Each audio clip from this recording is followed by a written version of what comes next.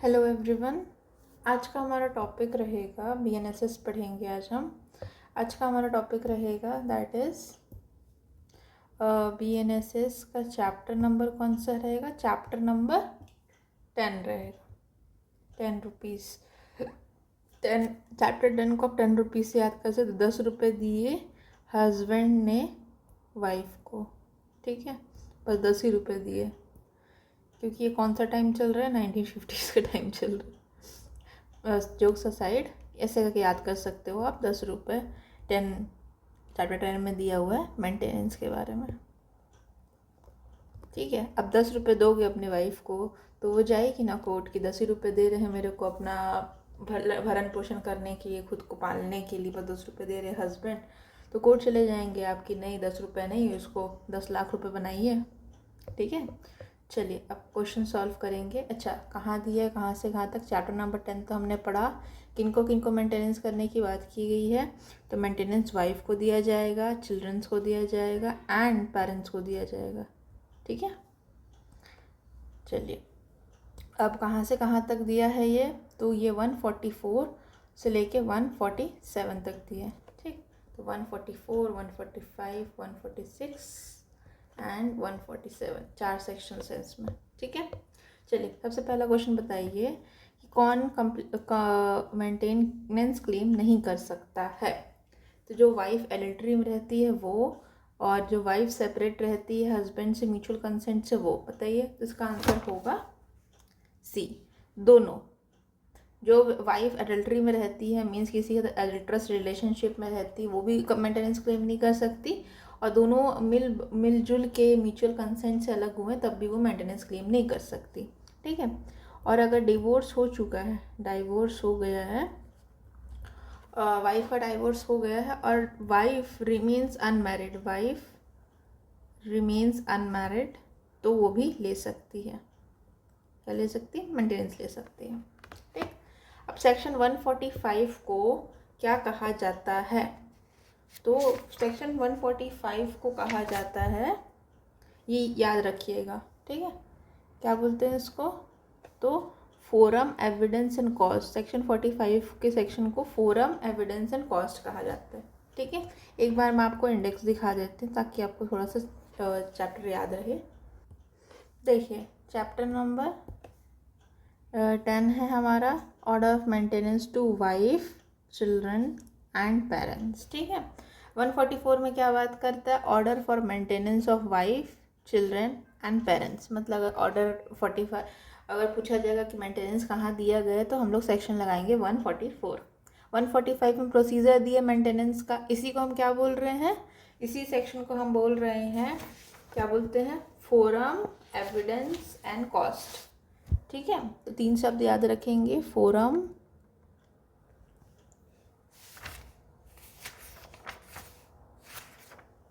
Evidence, cost, ये याद रखिएगा, ठीक।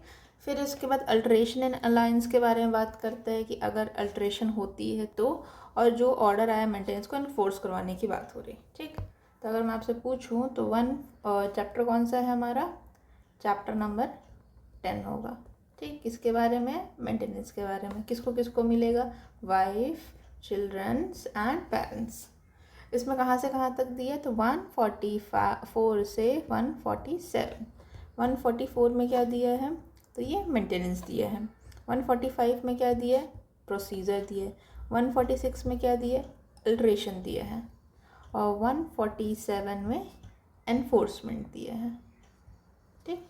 और ये जो प्रोसीजर वाला जो चैप्टर है 145, उसमें क्या क्या याद रखूँगी मैं, फोरम, कॉस्ट, एविडेंस, या forum, evidence and cost, forum, evidence and cost, ठीक है। ये हमारा पूरा चैप्टर हो गया। अब हम लोग फटाफट से MCQ करेंगे। चलिए नेक्स्ट क्वेश्चन का आंसर बताइए। चलिए तो इसमें पूछ रहा है कि जो ऑर्डर था मंथली मेंटेनेंस का, जो कि किसी मैरिड की वुमेन के फेवर में दिया गया था, उसको कैंसिल कराया जा सकता है उस वुमेन के अगेंस्ट, उसका हस्बैंड उसको कैंसिल करा सकता है। ये किस कंडीशन में होगा, तो हमने पढ़ा कि अगर वो डाइवोर्स हो जाता है और वो रीमैरी करती है तब उसका कैंसिल भी हो सकता है, ठीक है। फिर बोलता है कि तो ये सही हो गया हमारा, ठीक है। फिर है she has been divorce by her husband and receive the whole of such sum which was customary या personal law and was obtained by the husband on the divorce। मतलब ऐसा अमाउंट जो कि बाय कस्टम या personal law से उसको मिला है अपने हस्बैंड से, अगर वो उसका हस्बैंड उसको पूरा पे कर देता है तब भी मैरिड वुमेन का जो मेंटेनेंस था डिवोर्स के बाद वो कैंसिल हो जाएगा, ठीक है। तो ये भी सही है।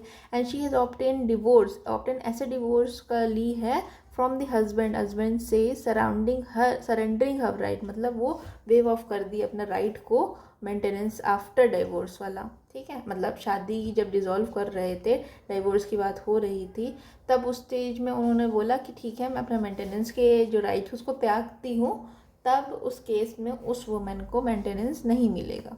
तो इसका आंसर होगा डी, ठीक है। चलिए फिर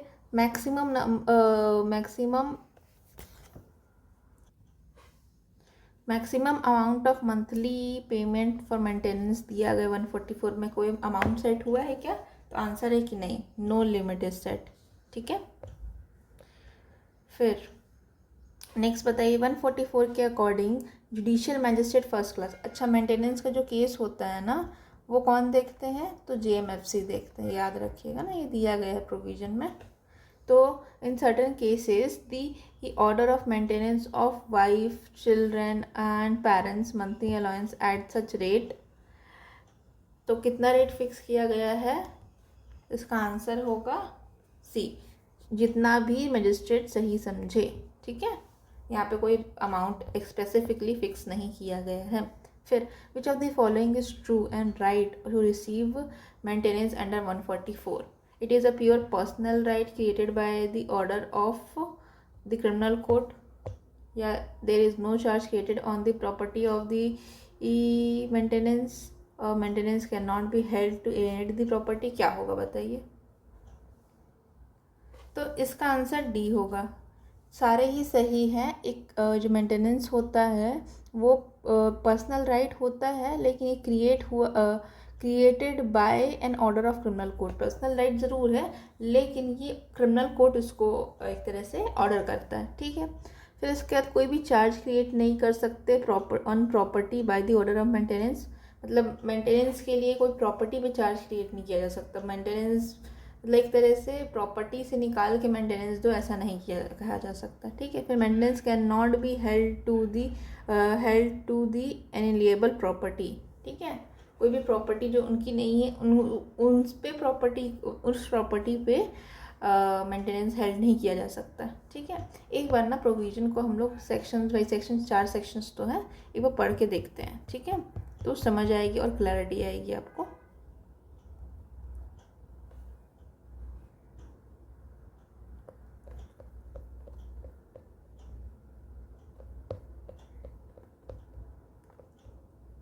यस 4 सेक्शन ज़रूर है लेकिन बहुत बड़े बड़े हैं। चलिए कोई नहीं, पढ़ लेते फटाफट। तो यहाँ पे क्या दिया गया है? The order of maintenance wife को मिलेगा, चिल्ड्रन को मिलेगा, पेरेंट्स को मिलेगा, ठीक है। फिर उसके बाद बोलता है कि if a person have a sufficient means और नेग्लेक्ट कर रहा है या रिफ्यूज़ कर रहा है, ठीक है। कंडीशन यही है कि उसके पास सफिशिएंट मीन्स होना चाहिए और वो रिफ्यूज़ कर रहा था मेंटेनेंस करने के लिए, तो किसको मेंटेनेंस दिया जा सकता है? अपनी वाइफ को, जो कि खुद को मेंटेन नहीं कर पा रही है, खुद के लेजिटिमेट बच्चों को और इलेजिटिमेट दोनों बच्चों को, बच्चे में दोनों आएंगे, लेजिटिमेट इलेजिटिमेट, वेदर मैरिड और नॉट, शादी हुई हो उनकी नहीं हुई है, अनेबल टू मेंटेन हिमसेल्फ, ठीक है। फिर his legitimate and illegitimate not being a married daughter who has attain majority, child which has who has attained majority, whether has child by the reason of physical and mental abnormality unable to do, ठीक है। मतलब समझ लो, बोलना चाह रहा है यहाँ पे कि जो बच्चे यहाँ पे बोल दिया कि लेजिटिमेट इलेजिटिमेट जो खुद को मेंटेन नहीं कर सकते हैं, मैरिड हो नहीं हो कोई फ़र्क नहीं पड़ता, ठीक है। उसके बाद एक्सक्लूड कर दिया, मैरिड वुमेन एक्सक्लूड हो गई है, ठीक है, उनको मेंटेनेंस करने की ज़रूरत नहीं पड़ती, और जो मेजॉरिटी ऑब्टेन कर लिए हैं उनको करना पड़ेगा, ठीक है। तो एक तरह से बोला जाए तो माइनर बच्चे, minor child unable to maintain, है ना। और या तो फिर ये हमारा फिजिकली एबनॉर्मल बच्चे, एबनॉर्मलिटी कुछ है उनको, कोई दिक्कत है तो उनको ये मेंटेन करने रिस्पॉन्सिबिलिटी है। फिर किसकी रिस्पॉन्सिबिलिटी है, तो फादर्स की और मदर की रिस्पॉन्सिबिलिटी है अगर वो खुद को मेंटेन नहीं कर सकते। यहाँ पे देखिए JM first class, judicial magistrate first class जो है ऑर्डर कर सकते हैं इस व्यक्ति को मंथली अलाउंस, ऐसी वाइफ को, ऐसे बच्चे को, फादर मदर को, ठीक है। और रेट कितना रहेगा, तो जितना मजिस्ट्रेट सही समझे उतना रहेगा, ठीक है। फिर provided that the magistrate may order father of a female child, father of a female child जो हमारा दिया गया क्लॉज बी में, to make such allowance until she attains her majority and if magistrate satisfied that the husband of such husband married child is not possess special means, ठीक है। तो यहाँ पे बोल रहा है कि कोई भी अगर फीमेल चाइल्ड है उसका मंथली अलाउंस हो सकता है, ठीक है, अंटिल शी मतलब मेजोरिटी उसकी आ जाए।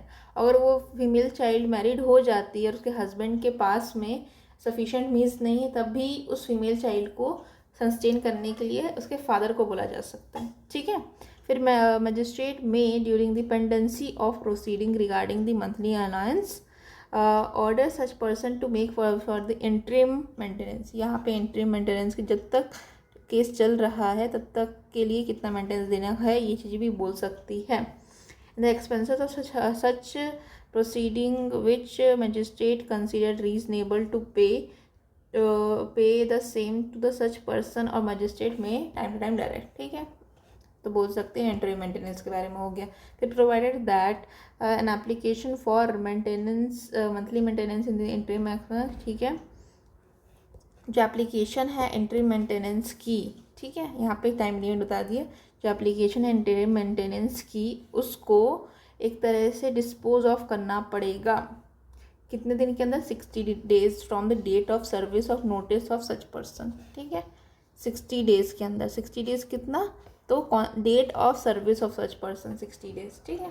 फिर और आगे बढ़ते हैं, वाइफ में कौन आएगा, तो वाइफ में डाइवोर्स वाइफ भी हो सकती है जो कि रीमैरी नहीं करती है, उसको भी वाइफ बोला जाएगा इस चैप्टर के पर्पस से, ठीक है। उसके बाद नेक्स्ट है any such allowance of maintenance, अब सब प्रोवाइजर चल रहा था, अच्छा प्रोवाइजर तो था, ठीक है। तो क्या बोलता है कि एनी सच मेंटेनेंस या मेंटेनेंस इंटरिम हो, expenses shall be payable from the date of the order, जिस दिन से जो एक्सपेंसेस होंगे वो ऑर्डर के डेट से पेएबल होंगे, तो पेएबल डेट ऑफ ऑर्डर, ठीक है, पेएबल होंगे if so order from the date of application of maintenance और इंटरिम मेंटेनेंस, ठीक है। फिर if the person so fails to fail without sufficient cause comply with the order, अगर कोई व्यक्ति फेल हो जाता है कंप्लाई करने के लिए, अगर ऑर्डर हो गया है मेंटेनेंस करने का, तो ये माना हर ब्रीच के लिए, for every breach of the order क्या कर सकते हैं, वारंट लेवी किया जा सकता है of levying the amount due in the manner provided for the levying of fine, ठीक है। और उसको सेंटेंस किया जा सकता है होल और any part of each maintenance for the maintenance of the interim maintenance, ठीक है। और अगर ये अनपेड रहता है after the execution of the warrant, तो इम्प्रिजनमेंट हो सकता है क्या, 1 month until it is paid, ठीक है। तो यहाँ पे क्या हो गया कि एक वारंट इशू हो सकता है, ठीक है। वारंट के बाद भी ब्रीच होता है तो क्या किया जा सकता है, तो 1 month का इम्प्रिजनमेंट हो सकता है, अप टू 1 month, ठीक है, या तो फिर और टिल पेमेंट, ठीक है। फिर नेक्स्ट आते हैं कि no warrant provided that no warrant shall be issued for recovery of any amount due under this section unless the application be made to the court within 1 year of the date of which amount is due, ठीक है। तो कोई भी warrant issue नहीं किया जा सकता उस अमाउंट के लिए जिसका एप्लीकेशन कब लगाया जा रहा है, 1 साल के अंदर। मतलब अगर आपको आपके फेवर में अगर हो गया है, मतलब कि मेंटेनेंस का ऑर्डर हो चुका है, तो विद इन 1 ईयर आपको एप्लीकेशन लगाना पड़ेगा कि वो उस ऑर्डर का एग्जीक्यूशन नहीं कर रहे हैं, मतलब उस चीज़ को फॉलो नहीं कर रहे, या फिर वो अमाउंट ड्यू है उसने नहीं दिया है, ये चीज़ तुमको 1 साल के अंदर लगानी है। ठीक है। फिर इसके बाद बोलते हैं provide further that if such person offers to maintain his wife on one condition of her living with him, मतलब मेंटेनेंस तभी दूंगा जब वो उनके साथ रहेगी। ठीक है। और जो वाइफ है वो रहने से मना कर देती है, और जो मजिस्ट्रेट है वो ग्राउंड को समझते हैं कि हाँ सही, मतलब ग्राउंड सही है उनका, मारपीट करते हैं what ever the reason is, तो उस केस में he may make an order under this section if he is satisfied that there is just ground for doing। ठीक है। तो अगर हस्बैंड बोलता है कि अगर मेरे साथ आप रहेंगे तभी मैं आपको मेंटेनेंस दूंगा, और वाइफ रिफ्यूज़ कर सकती है, तब मजिस्ट्रेट चाहे तो इस चीज़ को ग्राउंड ऑफ रिफ्यूज़ल मानेंगे और ऑर्डर करवा देंगे मेंटेनेंस का। ठीक है। फिर उसके बाद if husband wife has a contract marriage with another, मतलब जो अगर हस्बैंड है कॉन्ट्रैक्टेड मैरिज विद अनदर, अच्छा हस्बैंड ने दूसरी कहीं मिस्ट्रेस रखी है, कीपिंग मिस्ट्रेस, या तो फिर हस्बैंड ने किसी और से शादी कर ली, कॉन्ट्रैक्ट कर ली मैरिज को, तब ये रीजनेबल ग्राउंड हो सकता है वाइफ का refusal to live with him. ठीक है। फिर no wife shall be entitled to receive an allowance for maintenance or interim maintenance or expenses of proceeding for her husband under this section if she is living in adultery। तो ये exception बता दिया। ठीक है। 144 का 4 जो है exception के बारे में बात करता है कि किस किस कंडीशन में उसको जो मिल चुका है इंटरिम मेंटेनेंस या मेंटेनेंस, उसको कैंसिल किया जा सकता है। तो किस किस कंडीशन में करेंगे, तो फर्स्ट है हमारा एडल्ट्री। ठीक है। फिर दूसरा है विदाउट एनी सफिशेंट रीज़न, वो मना करती है रहने से, और या तो फिर वो दोनों अलग रह रहे हैं म्यूचुअल कंसेंट के साथ। ठीक है। On that proof one any wife whose in whose favour an order has been made. ठीक है। किसी वाइफ के फेवर में कोई ऑर्डर बनाया गया है under this section is living in adultery without और that is sufficient reason refuse. हाँ ठीक है, मजिस्ट्रेट कैंसिल कर सकते हैं। वही चीज़ जो है जो 4 में लिखा है ना, उसी को एक बार रिपीट करके बोल दिए कि इस कंडीशन में कैंसिल कर देंगे। ठीक है ना। 4th में लिखा है कि एंटाइटल नहीं होगी। ठीक है। और 5th में लिखा है कि अगर उनको मेंटेनेंस मिल गया तो मजिस्ट्रेट कैंसिल कर सकते हैं इस सारे ग्राउंड्स पे। ठीक है। फिर है प्रोसीजर। चलिए क्वेश्चन सॉल्व करते हैं, तो देखते हैं अगर आएगा तो फिर प्रोसीजर को कर लेंगे। फिर 144 में क्या सही नहीं, 144 के संदर्भ में क्या सही नहीं है। ठीक है। सॉल्व करिए क्वेश्चन को। तो यहाँ पे आंसर इसका बी होगा। क्यों इसका बी होगा कि ऑब्लिगेशन है किसका, माइनर मैरिड डॉटर का ऑब्लिगेशन फादर के ऊपर होगा, डॉटर का। ठीक है। अब हस्बैंड अनएम्प्लॉयड नहीं, यहाँ पे वर्ड यूज़ होना चाहिए था do not have sufficient means. ठीक है मीन्स। फिर नेक्स्ट आते हैं, नेक्स्ट क्वेश्चन सॉल्व करिए। तो यहाँ पे ये पूछ रहा है मजिस्ट्रेट की क्या पावर है अंडर सेक्शन 144। तो मजिस्ट्रेट दोनों काम कर सकते हैं, इंटरिम मेंटेनेंस भी ग्रांट करवा सकते हैं और एक्सपेंसेस ऑफ द प्रोसीडिंग भी ग्रांट कराया जा सकता है। तो आंसर होगा ए। फिर इसके who can claim maintenance under 144। तो कौन कौन क्लेम कर सकते हैं, वाइफ। अच्छा wife can claim maintenance under 44। तो wife who has own source of income, illegitimate minor son, brother sister तो नहीं कर सकते। ठीक है।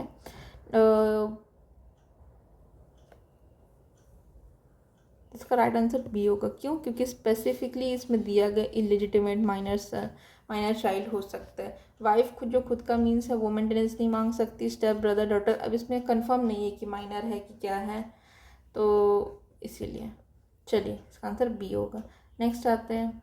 फिर who amongst the following is not entitled to maintenance. तो कौन को मेंटेनेंस के लिए एंटाइटल नहीं होती, तो डिवोर्स वाइफ होती है, यूट्राइन इलेजिटिमेट माइनर चाइल्ड होता है, फादर भी होता है, यूट्राइन ब्रदर नहीं होता। यूट्राइन हो या कोई इस टाइप का ब्रदर हो वो मेंटेनेंस नहीं क्लेम कर सकता। 144 में क्या दिया गया है, तो 144 में दिया who can claim get maintenance under section 144, तो husband who, wife who refuses to live with husband नहीं, the wife living separately by mutual consent नहीं, ये मेंटेनेंस नहीं क्लेम कर सकती। Wife employed in government department, let's see, और इसके बाद divorce wife unable to maintain himself, तो ये तो मेंटेनेंस क्लेम कर सकती है। ठीक है, ये आंसर होता अगर ऐसा कोई ऑप्शन रहता जो कि ना वाला हो। ठीक है, तो 87 का आंसर होगा डी। ठीक है, अगर government, even though government department में एम्प्लॉयड है, लेकिन ये सफिशिएंट मीन्स है नहीं है, क्या है वो ऐसा कोई डिसक्वालिफिकेशन स्पेसिफिकली प्रोवाइडेड नहीं है हमारा क्या बोलते हैं बेयर एक्ट में, तो बेयर एक्ट की जो भाषा रहेगी उसी को हम चलेंगे। उसके बाद मेंटेनेंस का ऑर्डर कौन करते हैं, तो फर्स्ट क्लास करते हैं, याद रखिएगा, जुडिशियल मजिस्ट्रेट फर्स्ट क्लास की रिस्पॉन्सिबिलिटी है क्या करने की, मेंटेनेंस का ऑर्डर करने की अंडर मेंटेनेंस चैप्टर। ठीक है, फिर उसके बाद which of the following can not claim maintenance 144 में, the wife who can not maintain himself, ये तो मेंटेनेंस क्लेम कर सकती। Mother father who can not maintain themselves, yes. फिर उसके बाद है major married daughter who can not maintain herself, और minor illegitimate daughter who can not maintain, ये भी कर सकती है। सी, अगर कोई मैरिड डॉटर है वो खुद को मेंटेन नहीं कर सकती, उसकी रिस्पॉन्सिबिलिटीज़ की उसके हस्बैंड की होगी, उनके फादर की नहीं होगी। उनके फादर की तब होगी जब कोर्ट को लगता है कि हस्बैंड के पास इनफ रिसोर्सेस नहीं हैं। ठीक है,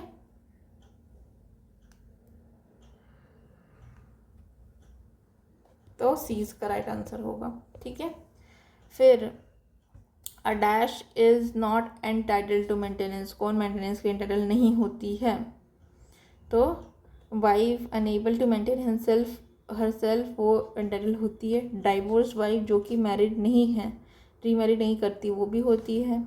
डाइवोर्स वाइफ जो कि रीमैरी करती है वो एंटाइटल नहीं होती है, इसका आंसर होगा डी। ठीक है, फिर नेक्स्ट आते हैं 144(1) के डी में, विच of the following is liable under section 144(1) के D for the payment of maintenance to their parents who are unable to maintain themselves, तो 144 के 1 के डी में क्या बोला गया है कि कौन एंटाइटल, मतलब किसको रिस्पॉन्सिबिलिटी है मेंटेन करने की, तो दोनों सन्स और डॉटर्स दोनों की रिस्पॉन्सिबिलिटी होती है। ठीक है, खाली बस सन की रिस्पॉन्सिबिलिटी नहीं, खाली बस डॉटर की रिस्पॉन्सिबिलिटी नहीं है, दोनों की रिस्पॉन्सिबिलिटी है पेरेंट्स का टेक केयर करना। ठीक है, फिर उसके बाद 144 के according magistrate of first class can order monthly maintenance order for the maintenance. ठीक है, तो ये अमाउंट कितना होगा, the amount as the magistrate may deem fit, जैसा उनको सही लगे और प्रॉपर लगे केस के हिसाब से, and without no limitation on the maintenance amount can be awarded. ठीक है, तो उसका आंसर होगा 92 का डी। फिर नेक्स्ट आते हैं under Muslim women protection of rights on divorce act. ठीक है, the option to be govern 144 may be given by the parties. ठीक है, अगर हमारा यहाँ पे बोल रहे हैं कि अगर अंडर डिवोर्स एक्ट जो है, जो हमारा प्रोटेक्शन वुमेन प्रोटेक्शन वाला है, ठीक है, option to govern by the provisional may be given by the parties, तो इसका आंसर होगा इधर जॉइंटली और सेपरेटली। ठीक है, फिर नेक्स्ट में आते हैं 144 में क्या दिया गया है, तो 144 में a daughter can be asked to maintain her father, daughter can be, yes बोला जा सकता है। A father can be asked to maintain his minor child, yes. Of son can be asked to maintain his father, yes, तो answer होगा D. ठीक है, फिर next आते हैं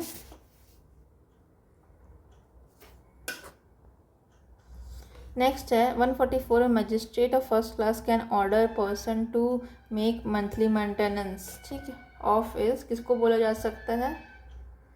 married order who has attain majority, father को बोला जा सकता है, ठीक है। 45 का आंसर होगा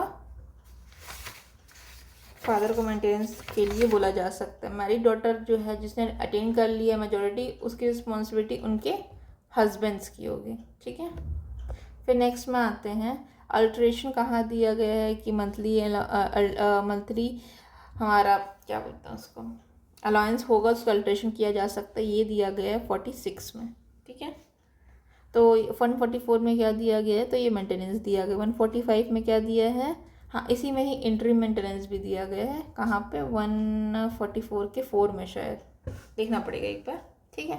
फिर 145 में क्या दिया? प्रोसीजर दिया है। प्रोसीजर में और क्या वर्ड यूज़ किए थे हम? तो फोरम, कॉस्ट एंड एविडेंस, ठीक है। 146 में अल्ट्रेशन है, 147 में एनफोर्समेंट है, ये याद रखिएगा, ठीक है। फिर 144 में क्या अमाउंट का लिमिट दिया गया है? मेंटेनेंस पेएबल होगा, तो कोई लिमिट प्रिस्क्राइब नहीं है, ये है मजिस्ट्रेट थिंक फिट वाला है, ठीक है, जितना मजिस्ट्रेट सही समझे, ठीक है। Maximum limit of 500 rupees that क्या पेएबल टू दी वाइफ, ये कब रिमूव किया गया था? तो ये रिमूव किया गया था इन द ईयर 2001, ठीक है, ये याद रखिएगा। इसको रिपील किया गया था 2001 में। फिर इसके बाद जो हमारा मेंटेनेंस का ऑर्डर है वो किस किस पे अप्लाई करेगा? तो ये क्रिमिनल लॉ है, ये सारे रिलीजन पे अप्लाई करता है, ठीक है। क्रिमिनल लॉ हर किसी पे respective of the religion apply करता है। फिर a person can not be asked to maintain the following, तो किसको मेंटेन करने के लिए नहीं बोला जा सकता है? तो his wife who has attain divorce from him, इसको तो बोला जा सकता है। अ माइनर इलिजिटमेट, हाँ ठीक, इनको ही बोला जाता है। सिबलिंग्स को नहीं बोला जा सकता, सिबलिंग्स की कोई राइट नहीं होती मेंटेनेंस में, ठीक है। उसके बाद है कौन से मजिस्ट्रेट के पास डिसाइडिंग पावर है 144 का? तो magistrate first class, judicial magistrate first class के पास पावर होती है। 501 का आंसर होगा सी। फिर नेक्स्ट आते हैं an order for maintenance may not be passed, ये क्वेश्चन शायद गलत होगा इसलिए मैंने नॉट लिखा है, ठीक है। The order for maintenance may not be passed weather a person neglect और रिफ्यूजेस टू मेंटेन, ठीक है। तो किस कंडीशन में पास नहीं किया जा सकता है? तो आंसर की में आंसर दिया है ए, मतलब अगर हस्बैंड वाइफ सेपरेटली रह रही है, म्यूचुअल कंसेंट के साथ अलग रह रही है, तब फिर मेंटेनेंस को नहीं बोला जा सकता, तो इसका आंसर होगा ए। अगर बोला जाए कि अगर नॉट नहीं रहेगा मे बी पास, तो हर केस में पास किया जा सकता है। अगर हिज लेजिटिमेट माइनर चाइल्ड के लिए किया जा सकता है, इलेजिटिमेट चाइल्ड जो कि फिजिकली एबनॉर्मल है उनके लिए किया जा सकता है, फादर मदर के लिए किया जा सकता है। तो बाकी है सारे कंडीशंस में पास किया जा सकता है, और इसमें कैन नॉट बी पास, ठीक है। तो आंसर यहाँ पे नॉट होना चाहिए था, ठीक है। फिर आगे बढ़ते हैं, बताइए इसका आंसर 144 मेंटेनेंस जो है किया जा सकता है। तो इन state of Madhya Pradesh who else can maintain claim maintenance, तो मध्य प्रदेश में शायद अमेंडमेंट हुआ होगा, लोकल अमेंडमेंट, तो और कौन कर सकता है?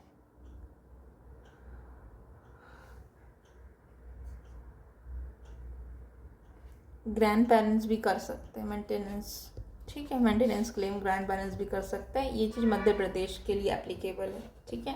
जैसे आप एमपी के एग्ज़ाम देंगे तो ये वाला याद रखिएगा। फिर मैक्सिमम अमाउंट है जो कि फिक्स किया गया है, तो क्या है? कोई अमाउंट फिक्स नहीं है, ठीक है। चलिए नेक्स्ट बताइए, अंडर द प्रोविजन ऑफ 144 का 4 who can not claim maintenance from his husband, तो कौन कौन नहीं कर सकते हैं? तो जो वाइफ अलग रह रही है वो क्लेम नहीं कर सकती, ठीक है।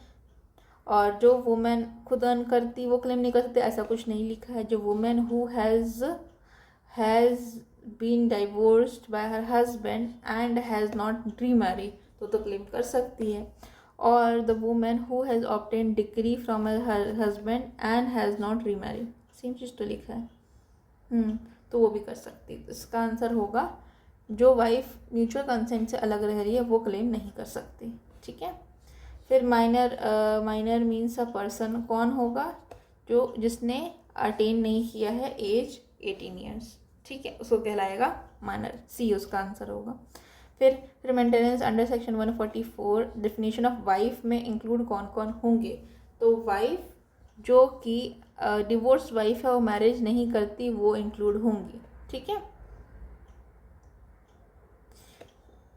और ये वाला तो डिस्क्वालिफिकेशन ही है कि wife living with consent of the husband separately, दोनों मिल करके अलग अलग रह रहे हैं तो वो तो वाइफ नहीं होगी। डाइवोर्स वाइफ जो कि रीमैरी करती वो भी नहीं होगी। वाइफ जो कि अडल्टरस रिलेशनशिप में रहती वो भी वाइफ नहीं कहलाएगी, मतलब वो एंटाइटल नहीं रहेगी एक तरह से।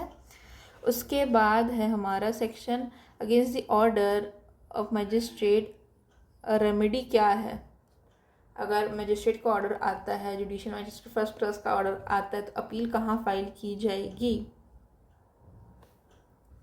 तो रिवीजन फाइल की जाएगी कोर्ट, डिस्ट्रिक्ट कोर्ट में, सेशन कोर्ट। मतलब अगर जेएमएफसी करते हैं तो उसके ऊपर अपील कहाँ, मतलब रेमेडी यही है कि अब रिवीजन फाइल किया जा सकता है कहाँ, तो डिस्ट्रिक्ट जज के सामने या फिर सेशन जज के सामने।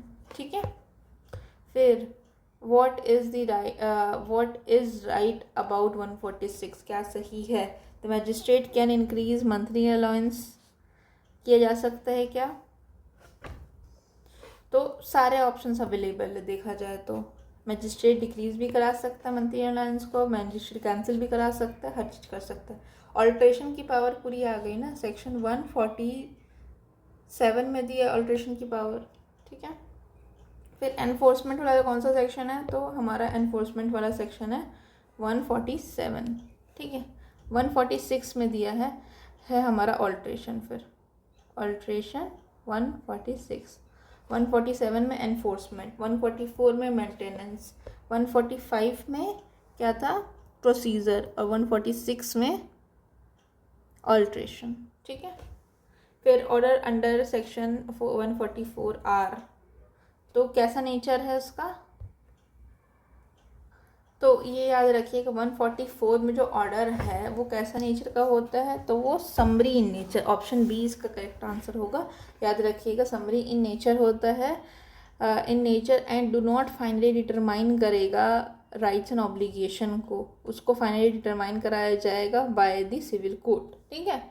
तो ये समरी इन नेचर होता है, फाइनली डिटरमाइन नहीं करता राइट्स एंड ऑब्लिगेशन को, उसको डिटरमाइन फाइनली कराएगा कौन, सिविल कोर्ट। ठीक है, ये याद रखिएगा, इंपॉर्टेंट है ये। ठीक। फिर नेक्स्ट में आते हैं सेक्शन 146 में क्या दिया गया है। तो 146 में अपने को पता है कि अल्ट्रेशन के बारे में दिया गया है, तो alteration on the monthly allowance के बारे में दिया गया है। ठीक है। फिर 144 में क्या दिया गया है, तो 144 में दिया गया है, तो वो सब पे अप्लाई करेगा इर्रेस्पेक्टिव ऑफ द रिलीजन। ठीक है। फिर जो 500 वाली लिमिट है वो किससे रिमूव की गई थी, 2001 से। तो 514 का आंसर क्या होगा, सी। ठीक है। फिर नेक्स्ट बताइए कि अगर 144 में रिकॉर्ड करना है एविडेंसेस को तो किस मैनर में किया जाएगा, तो ये हमेशा याद रखिएगा, समन केस के मामले जैसा उसका एविडेंस को रिकॉर्ड किया जाएगा। ऑप्शन ए करेक्ट होगा। ठीक है। फिर नेक्स्ट आइए 516। फिर an order of the magistrate is given, the order of maintenance is given in case of indigenous parents. तो याद रखिएगा अगेंस्ट इंडिजिनियस पेरेंट्स के बारे में अगर बात होगी तो वो मैटर ऑफ राइट है अंडर सेक्शन 144। इंडिजिनियस हो या कोई भी हो कोई फ़र्क नहीं पड़ता, वो मैटर ऑफ राइट है, वो उसके लिए कोई और प्रोविज़न कहीं नहीं दिया गया। ठीक है। चलिए, where husband had obtain a decree for divorce against the wife on the grounds of desertion, छोड़ के चली गई हैं, अगर इस ग्राउंड पे डिजर्शन लेता, इस ग्राउंड पे अगर डिवोर्स रहता है तो ये क्या है, ये एक बार लग जाएगा वाइफ को क्लेम करने के लिए, तो या ये मतलब ये जो हुआ है डिजर्शन जो है वो ग्राउंड रहेगा बार करने के लिए वाइफ को मेंटेनेंस अगेंस्ट हर हस्बैंड, तो इसका आंसर होगा ए। ये कोई बार नहीं है, अगर छोड़ के भी गई है तो एप्लीकेशन लगाया जा सकता है, मतलब it can not stop wife from claiming maintenance against husband. ठीक है। डिजर्शन और एक डिलेशन होता है, एक होता है रिफ्यूज़ टू लिव, ठीक है। एक होता है छोड़ के चले जाना और एक होता है मना कर देना कि नहीं रहूँगी मैं, दो बोथ आर डिफरेंट थिंग्स, ठीक है। रिफ्यूज़ टू लिव के बारे में हमारे में दिया है, डिसीजन नहीं दिया हमारे बारे में, हमारे बेयर एक्ट में। उसके बाद है ये वाला तो हमने किया था फर्स्ट क्वेश्चन, कौन इंटरल नहीं होगा, तो both A and B entitle नहीं होंगे, किस चीज़ के लिए, मेंटेनेंस के लिए, ठीक है। इसके बाद है ये तो डिलीट हो चुका है, इसको आगे बढ़ाते हैं, ये वाला ख़त्म हो गया। फिर no wife should be entitled to receive क्या, maintenance from husband under section 144, ठीक है। कौन एंटाइटल्ड नहीं रहता है रिसीव करने के लिए, तो she has obtain degree and not remarried, entitled है। ये जो है जो कि unable to maintain herself, वो भी एंटाइटल्ड है। फिर नेक्स्ट है she refuse to live with her husband and the grounds of keeping mistress, तो वो भी एंटाइटल्ड है, ठीक है, वैलिड ग्राउंड रहेगा। अगर वो adulteress, she is living a adulteress relationship, तब वो मेंटेनेंस क्लेम नहीं कर सकती फ्रॉम द हस्बैंड, ठीक है। फिर वाइफ में कौन कौन आएगी, तो वाइफ जो कि डिवोर्स ले चुकी है और मैरी नहीं करती, वो भी इसमें आएगी, ठीक है। 521 अच्छा सारा ही है ना, तो वाइफ ना सारा लीगली मैरिड वाइफ, ठीक है। तो wife divorce from her husband, ठीक है। उसके बाद फिर wife divorce but not remarried, सारी वाइफ्स आएंगी, ठीक है, याद रखिएगा। ये स्पेसिफिकली नज़र में पड़ता क्यों है, क्योंकि ये स्पेसिफिकली दिया गया है कि वाइफ जो कि डिवोर्स हो चुकी है और मैरिज नहीं करती है वो भी आती है, तो ये इसलिए मेरे दिमाग में बस यही चल रहा था, ठीक है। तो याद रखिएगा, सारे ऑप्शंस को रीड करिएगा, ठीक है। Which of the following person is not entitled to maintain under section 144 from a man who has sufficient means and refuse to neglect, ठीक है। तो कौन एंटाइटल नहीं होता मेंटेनेंस के लिए, बस इतना याद रखिएगा। तो कौन एंटाइटल नहीं होगा, वाइफ होगी, इलेजिटिमेट माइनर चाइल्ड होगा, फादर होगा, डॉटर इन लॉ एंटाइटल नहीं हो सकती है। बट केस लॉ वगैरह आते हैं जहाँ पे जिसका अगर सन जो है वो मर रहता है, तो उस केस में वाइफ को मेंटेनेंस दिया जा सकता है, ठीक है।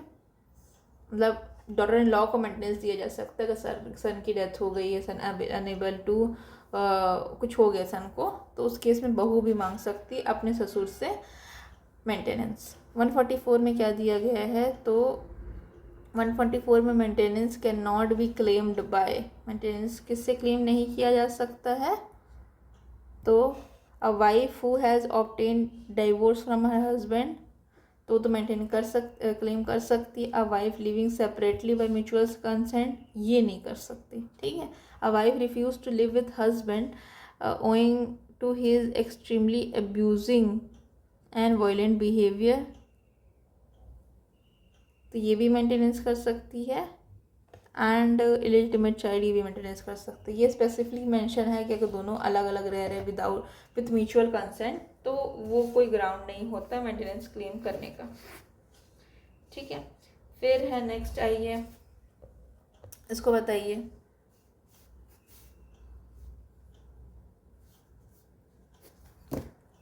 कौन सा स्टेटमेंट ट्रू है अमंग्स देम। तो if any person having sufficient means neglect or refuse to maintain his wife, she can apply for 125, ठीक है। पर्सन के पास सफिशिएंट मीन्स है और रिफ्यूज़ कर रहे हैं मेंटेनेंस के लिए, हाँ ठीक है। फिर ओनली वाइफ नहीं, ओनली चिल्ड्रन नहीं, no order maintenance can be pass नहीं, इसका आंसर होगा ए, ठीक है। फिर उसके बाद अगर प्रोसीडिंग चल रही 144 में, तो रिकॉर्डिंग ऑफ एविडेंस कैसे किया जाएगा, तो समरी केस, ठीक है, समरी केस याद रखिएगा। वारंट इशू होता भले है, वारंट इशू हो सकता है, बट जो प्रोसीजर ऑफ रिकॉर्डिंग स्टेटमेंट होगा that is will be summary, ठीक है। इसका आंसर क्या होगा, ए। फिर नेक्स्ट में आइए, before which of the following court matter relating to maintenance under section 125 144 could be filed, ठीक है। तो 144 में कहाँ एप्लीकेशन फाइल किया जाएगा, तो इसका आंसर होगा B, judicial magistrate first class. ठीक, उसके बाद कौन मेंटेनेंस क्लेम कर सकती है, जो एडल्ट्री रह रही वो नहीं कर सकती। फिर उसके बाद जो रिफ्यूज़ टू हस्बैंड रह रही है वो भी नहीं कर सकती, लिविंग का सेपरेटरी म्यूचुअल कंसेंट वो भी नहीं कर सकती, जो कि निगलेक्ट हुई है वो मेंटेनेंस क्लेम कर सकती है। ठीक है, तो ये तो बहुत रिपीटेड है, इसको तो काट ही दो आप, अगर आपके पास बुक है तो उसको काट दो, 3 बार आ चुके हैं ये सेम क्वेश्चन। ठीक है, तो सेम क्वेश्चन करने का कोई मतलब नहीं होता है। फिर a person having sufficient means rejected to maintain her panel liable होगा। ठीक है, लाइबल टू मेंटेनेंस, जो बच्चा मेंटेन करने के लिए तैयार नहीं है तो वो किस चीज़ की लाइबल होगा, मेंटेनेंस के लिए लाइबल होगा। अरेस्ट क्यों करवाना है, फॉरफीचर ऑफ प्रॉपर्टी क्यों करवाना है, इतना एक्सट्रीम स्टेप लेना ही क्यों है। फिर if a husband has contracted marriage with another woman और कीप्स मिस्ट्रेस, ये क्या है, ये जस्ट ग्राउंड है, एक अच्छा ground refuse to live with him. ठीक है, और देख लेते हैं, is not just ground to refuse to live, is just ground for wife to remarry another person, is just ground for husband to seek divorce. नहीं, अगर husband जो है दूसरी मैरिज कर लिया या फिर इंटरेस्ट रखता है, ये परफेक्ट ग्राउंड है रिफ्यूज़ करने का उसके साथ में रहने के लिए। ठीक है, फिर इसके बाद है magistrate making an alteration of the amount, तो क्या कर सकता है, तो इसका आंसर होगा 31 का आंसर होगा can increase above rupees per month. ये तो अब रिमूव हो गया, 500 रुपीज़ वाला तो रिमूव हो गया, इसलिए ये मैटर नहीं करता। ये क्वेश्चन कहाँ का है, कब का है, तो BGS का क्वेश्चन है ये 2000 का, तो ये आप उसको काट ही दो, अच्छे से काट दो उसको, ये कोई फालतू क्वेश्चन है। 500 वाली लिमिट जो है ना वो हट चुकी है। ठीक है, 2000 कौन से में, 2001 में वो हट चुका है। मंथली मेंटेनेंस कितना होगा, नो लिमिट। ठीक है, तो उसको भी क्वेश्चन काट दीजिए, भी रिपीट हो चुका है। फिर which with regard to the proceeding under section 144 क्या सही रहेगा, मतलब क्या इसमें दिया है। ठीक है, रीड करिए इसको। तो यहाँ पे सवाल पूछ रहे हैं कि क्या सही प्रीपोजिशन होगा 144 के लिए, मतलब 144 में एलिजिबल होने के लिए क्या कंडीशंस रिक्वायर्ड है। Strict proof of marriage necessary है क्या, नहीं। Standard proof is very high as to the requirement proceeding in the Hindu marriage act के स्टैंडर्ड प्रोसीजर को रिक्वायर्ड है क्या, तो ऐसा कुछ नहीं दिया है। ठीक है, प्राइमा फेसी, सी इसका आंसर होगा। प्राइमा फेसी लगना चाहिए कि हस्बैंड और पार्टीज जो हैं as a husband and wife रह रहे हैं। अब तो ऐसा भी हो गया है कि कोर्ट्स ने क्या किया है, जो लिविंग कपल हैं, boy and girl living together as a couple, as husband wife, तो उस केस में भी जो हस्बैंड है उसके ऊपर मेंटेनेंस, मतलब मेंटेनेंस के लिए कहा जा सकता है सच वुमन को, अगर वो रीमैरी नहीं करती हैं तो। ठीक है, फिर इसके बाद period of limitation for execution of order of maintenance, limitation क्या है 144 में, तो 1 ईयर है। ठीक है, 1 ईयर, लेकिन किसका है, 1 ईयर है बस। तो 1 ईयर कहाँ से, from the date on which it became due. ठीक है, जिस डेट पे वो ड्यू हुआ है उसके 1 साल के अंदर आपको क्या लगाना पड़ेगा, मेंटेनेंस को ऑर्डर करना पड़ेगा। फिर नेक्स्ट क्वेश्चन में आइए। फिर who amongst the following can not claim maintenance, कौन मेंटेनेंस नहीं कर सकता है, तो सबसे पहले देखिए इलिजिमेट माइनर्स डॉक्टर कर सकती है, यस। फिर इसके बाद disable parents from their son, yes. ठीक है, फिर destituted wife from her husband, वो भी कर सकती, आंसर होगा मेजर सन नहीं कर सकता। 35 का आंसर क्या होगा, सी होगा। ठीक है, जो मेजर सन है वो अपने फादर से मेंटेनेंस क्लेम नहीं कर सकता। To seek compliance of maintenance, aggravated parties must make application to the court within period 1 साल के अंदर। 1 साल कौन सा, when it became due। ठीक है, तो 36 का आंसर, 536 का आंसर क्या होगा, सी होगा। ठीक, फिर नेक्स्ट क्वेश्चन में आते हैं हम, कौन करेगा इसमें मेंटेनेंस ग्रांट, तो जुडिशियल मैजिस्ट्रेट फर्स्ट क्लास। ठीक, और रिकॉर्डिंग ऑफ एविडेंस होगा मेंटेनेंस वाले केस में, तो कौन सा रहेगा, वो समन प्रोसीजर रहेगा। ठीक है, ये भी याद रखिएगा। फिर इसके बाद कोई लिमिट दी गई है कि maximum limit, no maximum limit is given, तो 538 का आंसर क्या होगा, डी।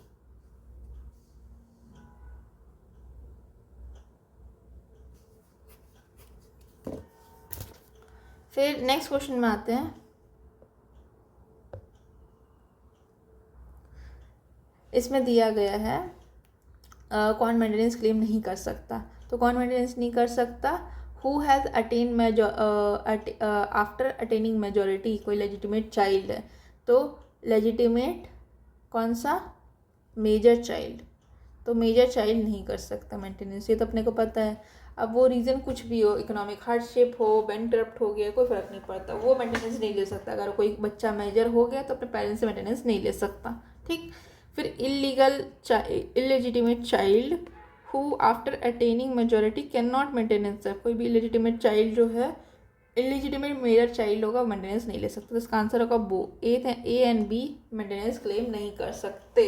ठीक है, याद रखिए कैन नॉट वर्ड यूज़ किया है तो यहाँ पे होगा ए एंड बी। ठीक है, दोनों नहीं कर सकते। आपको लगेगा नन ऑफ द अबव लगाने का मन कि दोनों में से कोई नहीं कर सकता, ऐसा नहीं है। अगर लिखा रहता कि इसमें से कौन मेंटेनेंस क्लेम कर सकता तो आंसर होता नन ऑफ द अबव। कौन मेंटेनेंस क्लेम नहीं कर सकता तो दोनों नहीं कर सकते। ठीक है। फिर in application for the maintenance it is necessary to avoid that, maintenance में क्या ज़रूरी नहीं होता है। तो क्या क्या एसेंशियल से पहले ये देखते हैं, क्या ज़रूरी नहीं है, नॉट नेसेसरी पूछा जा रहा है। तो सबसे पहले ज़रूरी क्या है? ज़रूरी क्या है कि हस्बैंड नेग्लेक्ट करता है, रिफ्यूज़ करता है मेंटेनिंग हिज वाइफ, ये ग्राउंड होता है। और हस्बैंड के पास सफिशिएंट मीन्स होना चाहिए, ये भी सही है। Wife unable to maintain herself, ये भी सही है। ये सब ग्राउंड बनाता है क्या? मेंटेनेंस क्लेम करने का। तो उसका आंसर होगा सी। हस्बैंड जो है वो क्रुएलिटी करता है वाइफ से, ये कोई ग्राउंड नहीं है मेंटेनेंस करने का। ठीक है, मेंटेनेंस का डिमांड करने का। फिर कौन सा स्टेटमेंट ट्रू है बताइए इसमें से। चलिए ये बताइए, सेक्शन 24 जो है इंडियन हिंदू मैरिज एक्ट का और 144 CRP BNSS का, वो क्या है? दोनों रेमेडीज़ तो इंडिपेंडेंट है ईच अदर, ये याद रखिएगा ना। दोनों इंडिपेंडेंटली वर्क करते हैं एक दूसरे पे, कोई भी इंटर रिलेशन नहीं है, सप्लीमेंट्री कॉम्प्लीमेंट्री कुछ नहीं है। चलिए ये बताइए, तो यहाँ पे court can forfeit the right of maintenance, किस ग्राउंड पे? तो अगर वुमेन मतलब फॉरफिचर होता है, रीमैरिज करती है वाइफ अगर, तो या फिर सेक्सुअल इनॉर्मेलिटी रखती है। वर्ड तो हमारा बेयर एक्ट में क्या यूज़ किया गया है सॉरी, एडल्ट्री यूज़ की गई है, एडल्ट्रस रिलेशनशिप में रहती है। लेकिन सेक्सुअल इमोरलिटी भी एक तरह से वैलिड ग्राउंड होगा फॉरफिचर करने का राइट ऑफ मेंटेनेंस। तो आंसर होगा इधर ए और बी। ठीक है, डी इसका राइट आंसर होगा। चलिए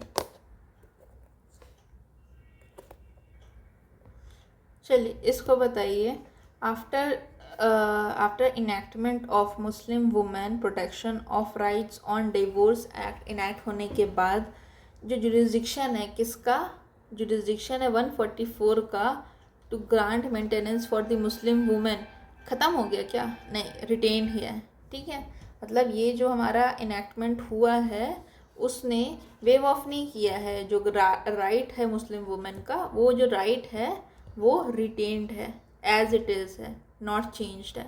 ठीक है।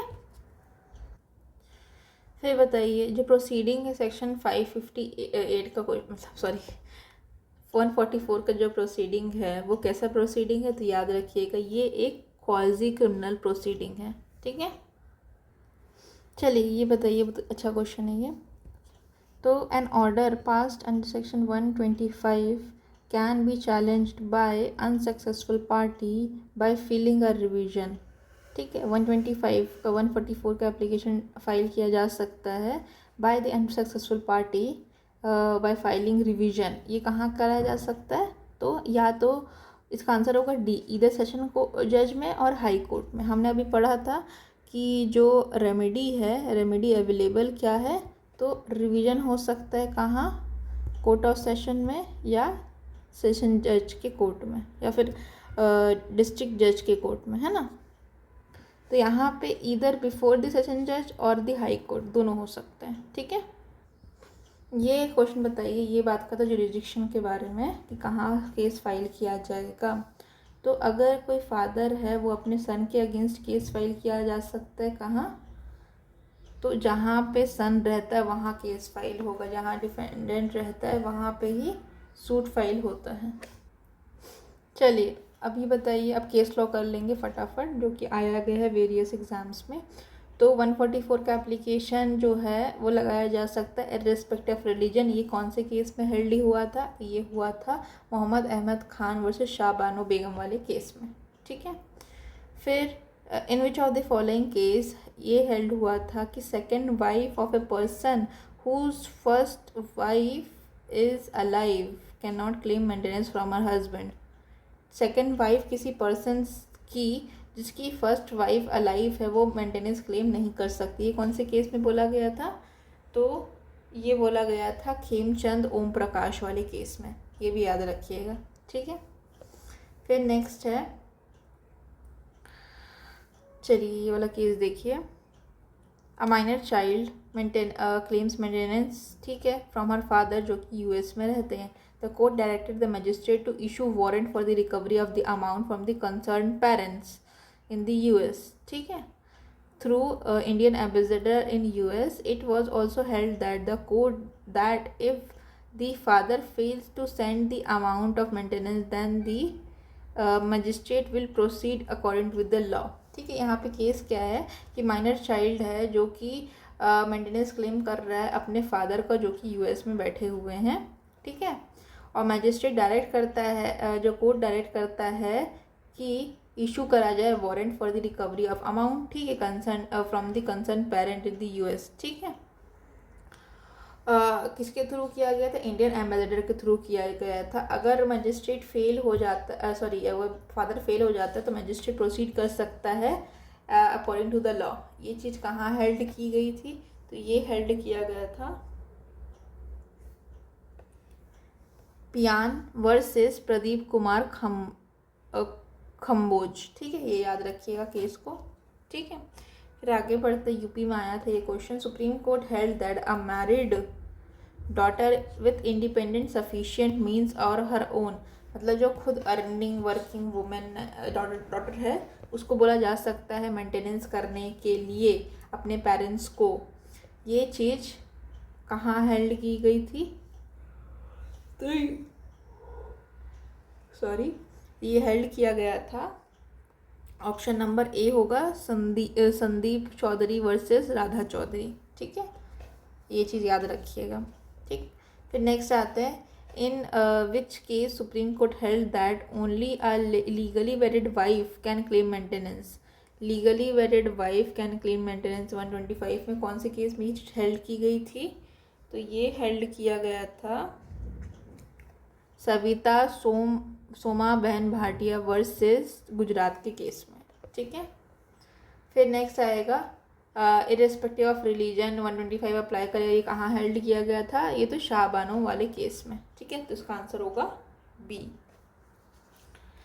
फिर है in which of the following, next question है हमारा, मैरिड डॉटर जो है लाइबल है मेंटेनेंस करने के लिए अपने पेरेंट्स को। ये कहाँ हेल्ड किया गया था? तो it was held in Vijaya Manohar Arbat versus K Kashirao. मुझे काशीराव शब्द से याद है कि काशीराव केस में मैरिड डॉटर को भी बोला गया था मेंटेन करने के लिए, ठीक है। और यहाँ पे भी एक तो केस है, कौन सा? Married daughter is independent resources of her is maintain her parents वाला केस सुधीर चौधरी था, राधा चौधरी, सुधीर चौधरी, और एक काशीबाई, याद रखिएगा काशीबाई, ठीक है, दोनों केस में बोला गया था मेंटेन करने के लिए। फिर है नेक्स्ट क्वेश्चन देखिए, नेक्स्ट क्वेश्चन बोलता है the amount awarded under section 125 for the maintenance was adjustable against the alimony amount awarded under the matrimonial proceeding in 294, ठीक है। तो हमने क्या पढ़ा था कि 24 जो है हिंदू मैरिज एक्ट का HMA का, वो इंडिपेंडेंट है किससे? 125 CRPC से, ठीक। लेकिन यहाँ पे बोल रहे हैं कि जो भी अमाउंट अगर एज ए एलिमनी आया है वो उस चीज़ को उस अमाउंट को एक तरह से एडजस्ट किया जा सकता है विद द एलिमनी। ये कौन से केस में हेल्ड किया गया था? मतलब हिंदू मैरिज एक्ट में अगर एलिमनी दिया गया है तो 125 में उसको मैनेज किया जाएगा। ये चीज़ कौन से केस में हेल्ड किया हुआ था? तो ये हेल्ड किया है in the case of Sandeep Chaudhary versus Radha Chaudhary. तो यहाँ पे दो केस हो गए, दो मैटर हो गए इससे।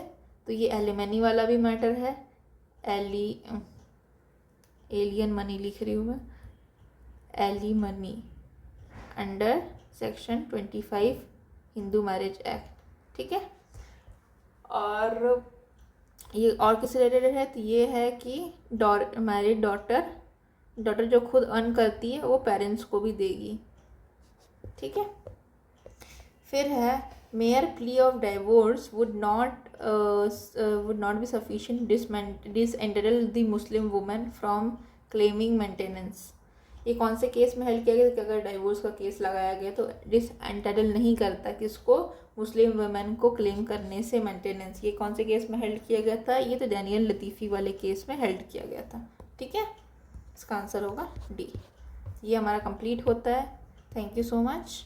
अभी नेक्स्ट वीडियो में मैं चैप्टर नंबर कौन सा 11 एंड 12 साथ में करवा दूँगी, ठीक है। Thank you.